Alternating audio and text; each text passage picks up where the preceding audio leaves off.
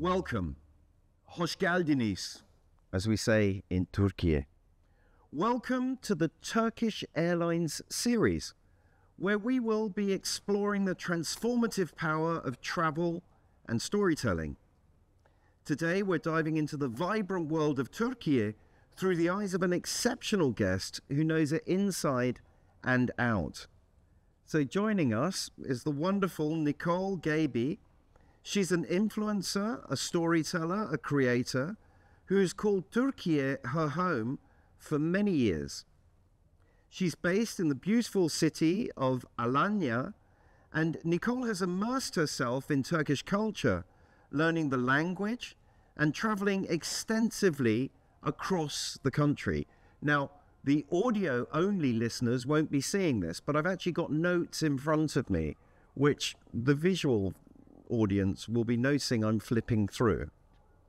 Nicole is, renowned for her authentic storytelling, blending her personal experiences with deep cultural insights into Türkiye and bringing Türkiye's hidden gems to life. From exploring lesser-known towns to savoring the richness of Turkish cuisine, Nicole's journey is a testament to the power of travel that connects us with new worlds, new ideas, new perspectives, and new thinking. So without further ado, Nicole, welcome to the series. Welcome to the podcast. Thank you so much. We're thrilled to have you here, and we're looking forward to your experiences and the way in which you're going to be inspiring us as listeners to see Türkiye in a whole new light. So if we dive straight into it, I know you're from Sweden. Yes. What inspired you to make Türkiye your home? And why did you choose Alanya? So since I was 13, I always wanted to move from Sweden because of the cold weather, because I'm a person who really likes hot weather a lot more. So me and my family were looking around in Spain, Italy, and then Turkey. My parents went on a holiday alone to Turkey, and they were looking around and they came to Alanya and they were like, this is it. So then always, like, since I was young, we were going on holiday to Turkey. So since I was going back and forth, I started building up this love for Turkey and the people and the society and the hot weather, especially. I love the south coast. And the food? Especially the food, of course. But what about Swedish meatballs? I mean, you must miss those Swedish meatballs. Well, I can make them at home. I know how to cook them. Okay. So I'll be all fine. And anyway, here you have köfte. It's exactly. Kefte is better either way. So. Perfect. So it was the warmth, really. Yes. The weather, as well as the emotional warmth. The people. Exactly. I started building up a love for the country, and I felt like home. Every time I came to Turkey, I felt like I was home. I think it's worth remembering Turkey really is home. Yeah. It's the world's home. Exactly. It's where we all came from. It's where everything came from. Everything great. World. It is. Tulips, coffee, Yes. yogurt. You know, it's all from Turkey. Türkiye. Yes. Tell me about learning Turkish. I mean, you were speaking, what, Swedish at the time? Yes. It's Swedish and English. And so tell me about the experience of learning the Turkish language. So I had a lot of motivation at first, because I was like, if I'm going to live there, then of course I need to know the language, because it's very important. I feel like if you move to another country, you should get into the society and learn the culture and learn their language. It's a thing about respect. So I started memorizing words mostly. And also, like, before I was like trying to learn Italian, Russian, and other languages. So I had experience in like getting into a language. So I started memorizing words first of all, and then I tried to like talk to as many locals as possible and find Turkish friends. So I would just like sometimes sit with friends for a whole night and I wouldn't understand a thing and they didn't know a word in English, but I just listen and listen. And then somehow you pick up the things with the time, because when you do that over and over again, you get into the language, how they speak, how they talk. What are your favorite Turkish words? Oh, that's Three of them. 3 of them. The only word I know in Turkish is hoş geldiniz.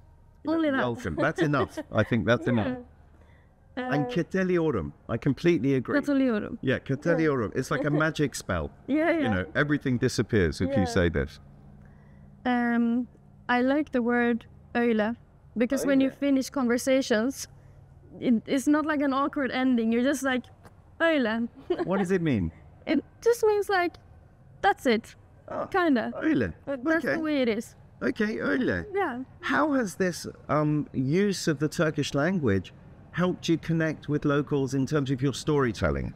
Because I feel like if I wouldn't know Turkish, I would actually not really get into the culture and understand Turkey. Because I feel like you really have to know Turkish to understand everything they say around you. Like when you go to the bus station, you overhear conversations, and you wouldn't really understand how the people are in the society if you don't speak their language. So I think it's a very important thing. You're right. Connecting with language is critical if you're Yes. going to understand the space. Definitely. What is a defining moment for you in terms of really connecting to Türkiye? Can you think of one moment that made it like, bang, this is it. I know I'm home. I've had many of them, but one was when I bought the one-way ticket from Sweden to Turkey, and then we were driving with a transfer to our home, and literally the second I saw our new home, I was just like, I'm gonna live here. Because it was beautiful. It was around the mountains, also next to the sea, and I'm that kind of person, like mountain, sea, chill, hot weather. Yeah, So perfect. when I came there, I felt it in my heart. Was there one Turkish cultural tradition or festival that really deeply impacted you? I feel like when you're eating together with Turkish people in their house, like actually in a Turkish home, you're sitting and eating Turkish food that you cook together. That's really a moment where you feel the Turkish culture, because the way you eat food in Turkey is so different from Sweden. Because in Sweden you put like a plate to everyone, and you put the food on that plate, and everybody eats by themselves, kind of. But in Turkey you put like so much food on the table, and people are eating, with the same fork that they put in their mouth, and like these kind of things. It feels like you connect more. You have conversations actually at the dinner table. Because in Sweden, it feels like most people are just on their phones or not really socializing. I also love it. You go to a fine dining restaurant in Turkey and it's all very formal. And then suddenly drums are starting, and next thing you know, you're dancing on the table. I mean, I agree with you. Yeah, Okay, Turkish meals. Tell me about your most memorable Turkish meal. It was actually when I just started going to Turkey on holiday. Like when I was 16, I went a few times back and forth, and I didn't like the food actually at all because I was not used to it. And I just liked Swedish food back then. But there was one soup that I really liked. It was tarhana çorbası. And that was the only thing that I was eating because I didn't have the possibility to cook at the place where... Soup, what's it like? It's like a powder, and you mix it with, I think, I don't even know. It doesn't matter. Pepper, and it's on powder. It's called tarhana Okay. or something. I know like that. nothing about food. All I know is eating. I Yeah. love it. And then that's always enough. That's enough. Tell me this. Do you, when you're storytelling, when you're making your content, how do you incorporate cultural sensitivity into your content creation? Is there any? Like, I just try to be as natural as possible and not really think about, like, are people gonna like it? What is this person gonna think about this reel or this type of content? I try to just, like, show my experience in a natural way, not be too, like, edit too much or try to show something that I'm not or that doesn't exist. Yeah, that's very Turkish, being who you really are. Yeah. Yeah, perfect.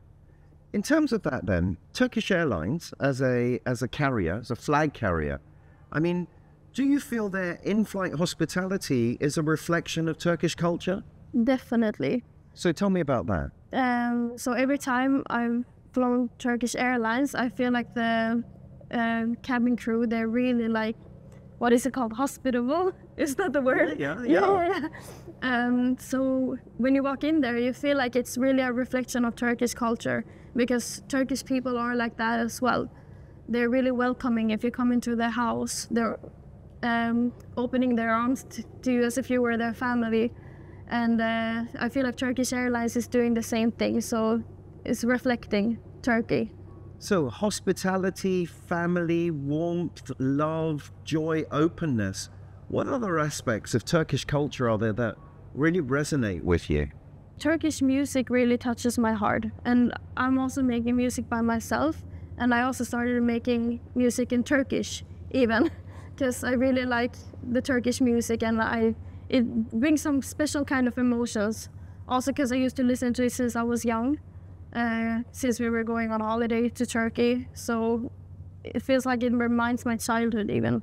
So it sounds to me like for you, Turkey is the heart. Turkey is all about love. Definitely.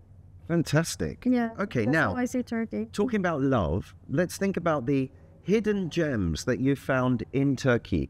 The things that have really ignited that passion and that love within you. What are some of the underrated destinations that you'd recommend to our audience? I would recommend Gazi Pasha, actually. And Turkish Airlines also lands in Gazi Pasha. And so people land in Gazi Pasha, and that's 30 minutes from Alanya, but everybody goes directly to Alanya. But Gazi Pasha is really beautiful, actually, because there's not many tourists there, and you can definitely see a lot from the Turkish culture, because there's a lot of villages, people are walking with their cows, and then there's also this beautiful destination there called Gazi Pasha Delik Yolu, Lokal Koyu. Oh, what's it called? What's it about? What's a destination? So basically it's like the mountains form like a hole where the sea comes like right under. Yeah, it looks like you're in Thailand or something when you Can you swim there? Yeah, you can swim there. So you have to hike down like 30 minutes, and then there's basically like a hole under the mountain, so you can see like the sunset in between and everything. No, I'm thinking about your content creation and your curation of your content. How do you balance, if you like, the famous iconic places of Turkey with these hidden gems? So I try to show actually a bit more of the hidden gems, and that's also tourists. They usually go to touristic places like Cappadocia or Antalya, and they walk around in the centrum, or Alanya, and they go partying, you know. But these are the things that most of the people see. But I feel like if you travel, you should actually learn about the place where you travel to, and you should experience their culture and the language, and at least that's what traveling is for me. I want to learn other people's way of living life. So when you go to places like Gazi Pasha, for example, you really see how people are actually living. They're living on like the countryside, they're walking with their chickens and their sheep and stuff like that. When you arrive with Turkish Airlines at a destination, how do you then explore the local area? With a taxi or by bus? What about the infrastructure within Turkey? Is it easy to negotiate? Yes, it actually is. You can travel by airplane also between the whole, like all of the cities in the country. And you can travel with bus very easily, and it's very easy, I think, and it's very cheap as well. Like, you have many choices. And how does Turkish Airlines empower content creators like you to actually get around, to tell your stories? Of course, when you travel around and you travel with a good airline, and you feel like the journey has to be important too. So when they are treating you good in the airline, the journey just becomes better automatically. Plus, Turkish Airlines has so many different destinations that you can go to. I've got a question there as well. A memorable moment of your many travels with Turkish Airlines where their service added to your journey. Can you think of one moment that comes to mind? Yes, definitely. I remember one time I booked a flight ticket with Turkish Airlines from Alanya to Istanbul, and I didn't have the opportunity to eat. So I was just flying and I was looking out the window, and suddenly they come with food. And I didn't even know that.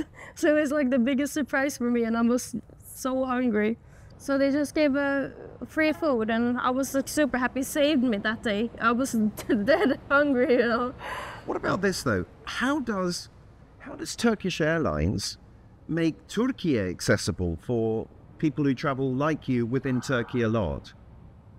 I think Turkish Airlines has a really good message, because I feel like they really try to show the emotional part of traveling, like how it feels to go to a place you have never seen before, and people's different stories when they are traveling. And they're showing much of the like emotional part, as I said. So I think they're really inspiring. I love that as well. Widen your world is a beautiful idea. It's so big and so small. Yeah. It's a fantastic promise Yeah, to make. exactly. And it's a beautiful message. Okay, so what advice would you give to first-time travelers visiting Turkey for the first time? Dive into the culture, because you learn a lot and it's very interesting. And what aspect of the culture would you recommend first? Food. Connecting with people, actually. People first. People, yeah. Like food. If you eat, just to stay alive, that's fine, but like connect with people, that's really interesting. Just hearing their different stories, and hearing like people's different life stories around the world, not just Turkey, but especially Turkey. Like, how easy is it to actually connect with Turkish people? very easy. Yeah? Yeah, because they're very, we say in Turkish, sıcakkanlı. What does it mean? It means like very warm-blooded. Like they love to connect with people and talk with people. They're very social, but social in a warm way. Okay, so we've got international audience listening. Suggest a phrase that every international traveler coming to Turkey should learn. I've heard that question before, and I'm still thinking about that because there's so many. Try one. But there's many beautiful words in Turkish that you can't really explain in English. You can, but it doesn't really sound the same.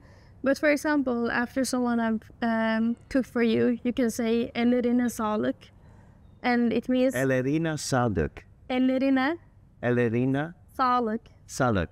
It means like health to your hands. Oh, wonderful. But Okay. it's more like metaphoric, because they cooked. It's like bon appetit. Yeah, no. No. It means like health to your hands, because they use their hands when they were cooking. So health to your hands, so they will be healthy because you are the one cooking. Like That's you're the one who beautiful. have been cooking. How can travelers then, I mean, for you, you've now learnt the language, you can connect. How would you recommend a traveler connect with local people when they come to Turkey? Go to the countryside, actually. Like, not just go to the touristic places. Like, go to, drive around, drive outside the city and see what's there. And I feel like most of the people there, they're very welcoming when they see a foreigner, because it's interesting for them as well as it's interesting for us. And what is the one must-pack item if you're coming to Turkey? Power bank, because Power bank, you're gonna need to take a lot of photos because it's beautiful everywhere. Okay. Now, traveling's been a way of life for you. I mean, you are a traveller at heart. So what excites you most when you're planning your trips? Seeing their way of living life. That's actually the thing that makes me most excited. Because I remember when I came to Turkey, I was taking long walks and I was just like stopping and looking at houses, looking at their balconies, like what do they have on their balcony? Like small details. It was very interesting for me. Because it's so different from Sweden still. And what about Turkish cinema, Turkish plays, Turkish events, Turkish things like this? Are they easy to access? Is it worth trying? Cinema. Cinema, TV, cinema, movies. Yeah, easy to access. Easy, simple. You're a content creator, it's a busy schedule, you're traveling everywhere. How does comfort affect your ability to create content? Does it matter? So I usually don't really care about comfort. But when I fly with Turkish Airlines, gladly, I'm always comfortable because they have really comfortable seats, and the feeling in the airplane, like the cabin crew, they're really kind and always help you if there's any problem. What about flexibility? Is that important? The ability to change flights quickly, the flexibility necessary to do your work. Of course, that's important, because it's always hard, like if you're gonna wait too long when there's a connection flight or so. But Turkish Airlines really make it possible that you're comfortable, because they have really long flights from like far destinations, so you don't have to worry about connection flights to most destinations. That's something I really love about Turkish Airlines. Oh, that's useful. Now, what about this? Surprise encounters. Is there a story you have or a memory that you have of a surprise encounter that really stuck with you? Yeah, there's many of them actually. Especially when I was learning Turkish, I made many mistakes, said many weird things. But also when it comes to Turkish culture, I also did many wrong things that I didn't know was wrong. Because as a 17-year-old girl coming from Sweden, how can I know? Of course, it takes time to learn. So for example, one time I was in my friend's house and she asked me to put chai, like tea, for everyone. So in Turkey, basically they have two tea, what is it called? Yeah, teapots, exactly. And one is with actually like tea, but like really strong tea, and one is with just water. I didn't know that. So I just put the strong tea to everyone, like fully. You should put half-half on the water and the tea. So... I didn't know that. Is that why there are two pots? Exactly. I didn't know that. Just like strong tea. And well, that is a top tip, everybody, when you come to Turkey.